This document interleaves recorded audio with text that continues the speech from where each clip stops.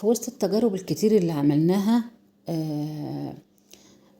إعادة تدوير يعني الزيت المستعمل وتحويله لصابون صلب، وبعدين تحويل الصابون ده لبرسيل جل وصابون سائل والكلام ده كله، بنعاني من ريحة الزيت. وأنا وانتو بنشتكي. في جزء كبير بيقولك الصابون ما فيهوش أي مشكلة خلاص، ما فيهوش ريحة زيت، بيأكدوا عملناه بطريقتك وما فيش ريحة زيت. انت بتقولي كده ليه؟ وفي ناس بتأكد ان عملناه بطريقتك وفي ريحة زيت، وعملناه بطريقتك وفي دهنانة، وعملناه بطريقتك وما نشفش وطلع طري. في جزء كبير من متابعيني كده، وفي جزء كبير من متابعيني كده. انا بقى واحدة بطبق على ارض الواقع وبنفذ وبشوف النتائج بنفسي. انا عندي مشكلة في ريحة الزيت وبدور لها على حل. عشان كده اول ما بسمع عن اي اضافة ممكن تعالج لي العيب ده ما بترددش ثانية واحدة ان انا اجربها ومعاكم وعملي.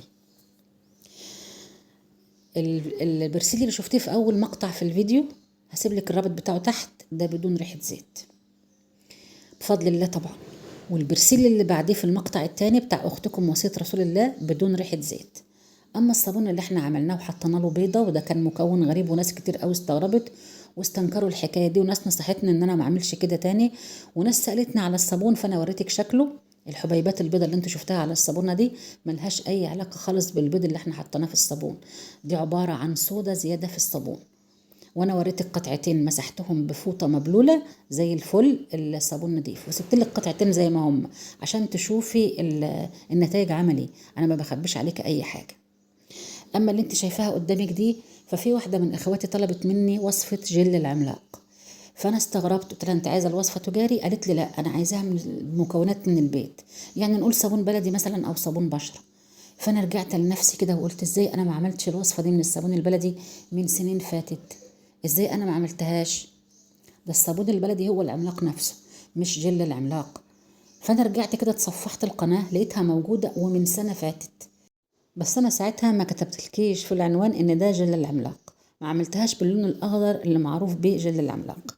لكن الصابونه ريحتها حلوه قوي زي جل العملاق، الصابونه كفاءتها عاليه جدا زي جل العملاق، الصابونه تستعمليها لجميع الاغراض زي جل العملاق. يعني احنا بس بتبقى الخير قدامنا وشايفينه بعينينا وملامسينه كده بايدينا، ولسه برضو ماشيين ورا اسماء وورا اعلانات وورا راي فلانه وراي علانه، ودي تاكد لك ودي تنفي لك ودي، وتفضلي مشتته ما بين كله ومتردده ومحتاره وخايفه وكل ده، وتضيع على نفسك خير كتير. وانا بقول لك كل يوم اعملي صابون وبقول لك اعملي صابون. بصي بقى على فكره، مش دايما كل فيديو بقول لك كل اللي عندي، ده وقت الفيديو بيكون انا محكومه بيه فما بقولكيش كل حاجه، بحاول يعني اقول لك على الوصفه. يعني دلوقتي عشان اقول لك اللي عندي الوصفه فاتتني وانا ما علقتلكيش على اللي فيها، لكن الفيديو موجود وموجود عندكم على القناه، وهسيب لكم الرابط تحت في الوصف. هسيب لك رابط البرسيل رقم 1 والبرسيل رقم 2 ورابط الصابون ورابط الصابون اللي عملنا منه البرسيل رقم 1، وهسيب لك رابط الوصفه دي. اللهم صل على سيدنا محمد. احنا بنعمل صابون باضافات الناس بتستغرب لها، والناس هجمت كتير الوصفه الاخيره بتاعت الصابون بالتنر. التنر اصلا واضافته للصابون مش فكرتي انا سمعت عنها زيكم بالظبط، بس ما حبيتش اخد بالسمع ولا بالفيديو اللي انا شفته وصاحبه القناه بتاكد معلومات معينه. انا شفت كتير فيديوهات لما جيت اجربها على الطبيعه لقيتها عكس ما اصحابها بيقولوا. فاللي بيني وبينهم ان انا انفذ بنفسي. علشان انفذ بنفسي انا عايزه اقنعك ان انت كمان تبقي بنفس الوعي، يعني تبقي فاهمه. فبعمل معاك عملي، بحط اضافات للصابون البلدي انا نفسي بكون عارفه انها خطر، بكون انا مش راضيه عنها، باخد كل الحذر والاحتياط وانا بشتغل وبقول لك ده في الفيديو. بس انا ممكن المغامره دي تبقى نتيجتها كويس، فمعلش ناخد احتياطنا نجرب في كمية صغيرة ونعرف المواد اللي احنا بنشتغل بيها كويس قوي قبل ما تسمعي اي فكرة جديدة في اي فيديو وتيجي تطبقيها. لا، ادخلي، كل ده بقى متاح وسهل دلوقتي، ادخلي وسرشي على المكون اللي هنشتغل بيه ده قبل ما تشتغلي بيه، ولقيتي فيه اي خطورة، يعني انت عملت سيرش ولقيتي فيه اي خطورة وانت بتخافي من المغامرات دي، بلاش، خليكي في الامان.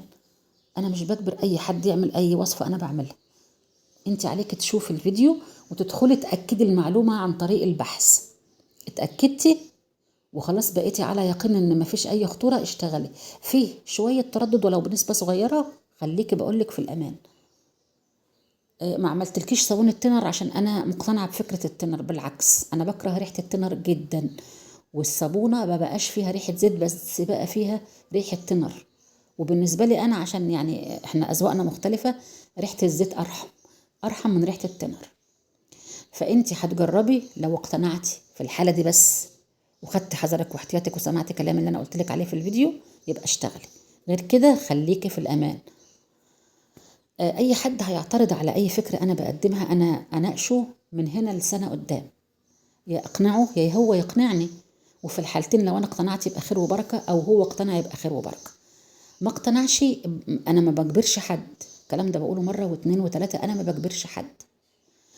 طول ما انت اسلوبك معايا في التعليق وفي النقد بلحظاتك كل حاجه اسلوب محترم واسلوب واعي ومقنع، انا معاكي.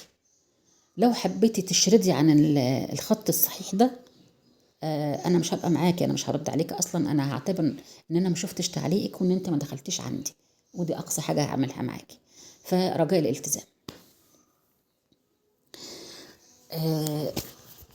الصابون البلدي بيوفر وبينظف وممتع جدا، وبديل حلو قوي للمنتجات الجاهزه اللي اسعارها فلكيه وبدون تكلفه، لكن عيبه الوحيد الزيت. وعشان كده انا هشتغل على العيب ده لحد ما الاقي له حل. لقينا حل له في الجل، لكن لسه البحث ما زال جاري عشان نلاقي له حل في الصابون الصلب نفسه. يعني الصابونه الصلبه نفسها تبقى بدون ريحه زيت، مش الجل اللي احنا هنعمله.